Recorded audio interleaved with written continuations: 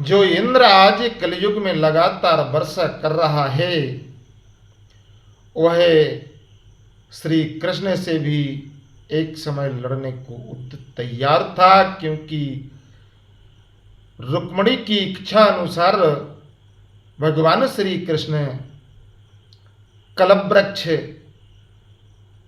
उससे छीन लाए थे। तो गरुड़ नंदन जयंत तथा वीर रुक्मिणी कुमार, उन दोनों का यह युद्ध बड़ा भयंकर हुआ। और एक महेंद्र का बेटा था तो दूसरा उपेंद्र का। दोनों ही संसार के अस्त्रधारियों में श्रेष्ठ एवं महान बलशाली थे, अतः दोनों एक दूसरे के छोड़े थे, छोड़े हुए अस्त्र शस्त्रों का निवारण कर देते थे। और देवता मुनि सिद्ध और चारण सभी आश्चर्यचकित होकर उस महाभयंकर संग्राम को देखने लगे। और कुरुनंदन तब प्रवर नामक महाबली देवदूत ने पुनः पारिजात वृक्ष को हर ले जाने की इच्छा की। और गुरुकुल नंदन शत्रुओं का दमन करने वाला प्रवर महान अस्त्र वेदांता तथा देवराज इंद्र का सखा था। वह ब्रह्मा जी के वरदान से अबद्ध हो गया था।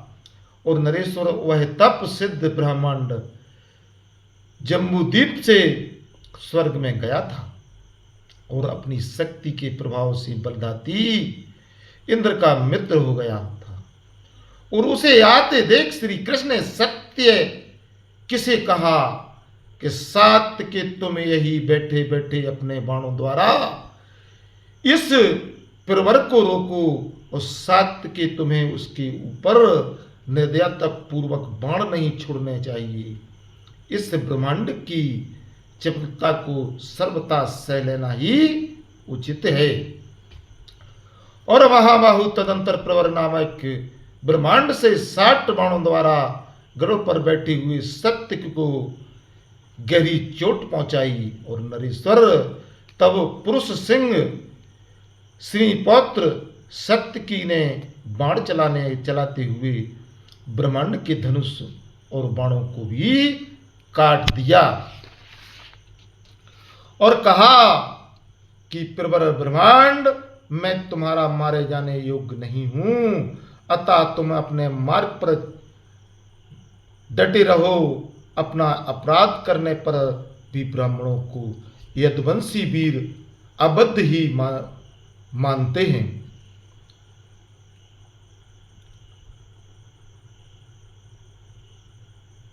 और कुरुनंदन तब प्रवर ने हंसकर सत्य किसी से कहा कि मनुष्यों में सूर सत्य के क्षमा करने की आवश्यकता नहीं है।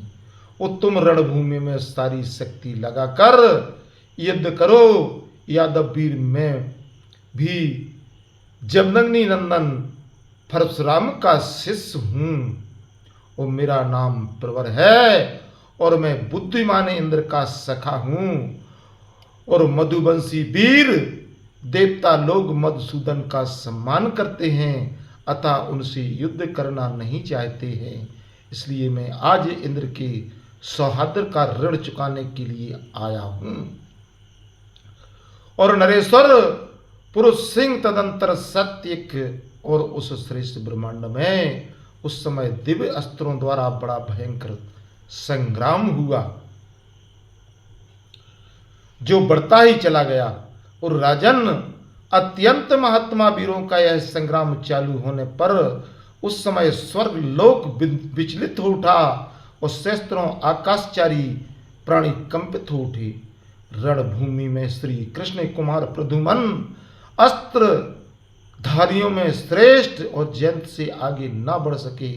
इसी प्रकार इंद्र कुमार जयंत भी सूर श्रोमणी मया विषाद रथ श्री कृष्ण कुमार महात्मा प्रद्युमन से अधिक पराक्रम न दिखा सका। और नरश्रेष्ठ परस्पर एक दूसरे को जीतने की इच्छा वाले वे दोनों श्रेष्ठ योद्धा, अरे यह लोल दो मेरे, इस प्रहार का उत्तर आदि बातें कहते हुए युद्ध करने लगे।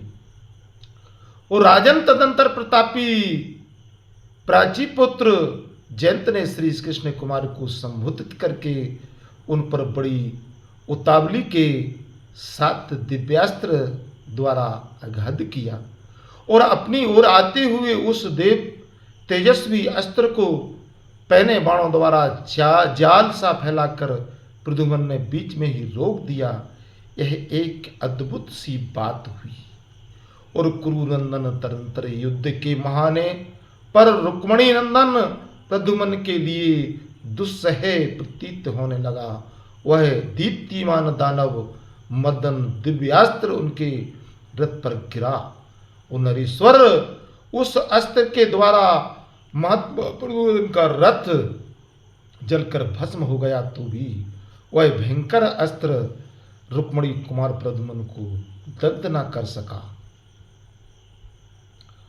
और प्रजानाथ अग्नि कितना भी प्रचंड रूप क्यों ना धारण करे, वह दूसरी अग्नि को नहीं जला सकती। उसी प्रकार तरह उस अस्त्र की अग्नि से अग्नितुल्य तेजस्वी रुक्मणी कुमार प्रद्युम्न के शरीर को कोई हानि नहीं पहुंची और महाबाहु रुक्मणी नंदन प्रद्युम्न उस जले हुए रथ को छोड़कर अलग हो गए। तदंतर रथहीन हुए रथियों में श्रेष्ठ नारायण कुमार प्रद्युम्न आकाश में धनुष लिए खड़े हो गए और जयंत से इस प्रकार बोले कि महेंद्र कुमार, जो कि इंद्र का पुत्र था जयंत, तुमने मेरे ऊपर जो दिव्य अस्त्र को छोड़ा है, ऐसे सैकड़ों दिव्य अस्त्र मुझे मार नहीं सकते हैं। अमरनंदन, तुम अपनी शिक्षा के अनुसार प्रयत्न करो और सारा यत्न आज मुझे दिखाओ। संग्राम में मुझसे बढ़कर पराक्रम प्रकट करने वाला कोई वीर नहीं हुआ है और तुम स्थिर बैठकर हाथ में आयुध लिए जब यहाँ आए थे तब तुम्हें देखकर मुझे कुछ भय हुआ था, परंतु अब युद्ध में तुम्हारा सारा बल मैंने देख लिया है और तुम में बहुत थोड़ा बल है, अतः इस समय मैं तुमसे भय नहीं मानता।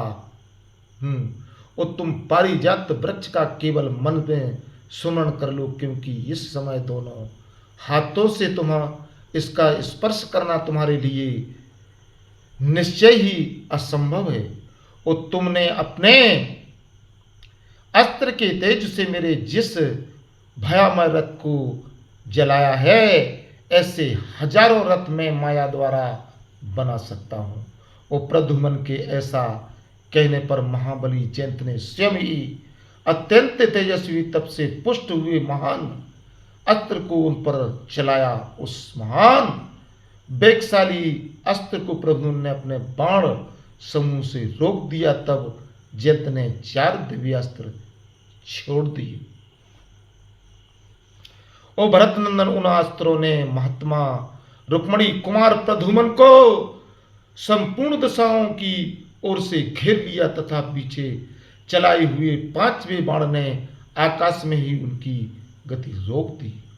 अमर श्रेष्ठ जयंत ने बड़ी भारी उल्का के समान जो बाण और भयंकर अस्त्र प्रद्युम्न पर ओर से छोड़ थे, उन सब का श्री कृष्ण कुमार ने अपने बाण समूह द्वारा निवारण कर दिया तथा दूसरे तीखे बाण के द्वारा जयंत को घायल कर दिया।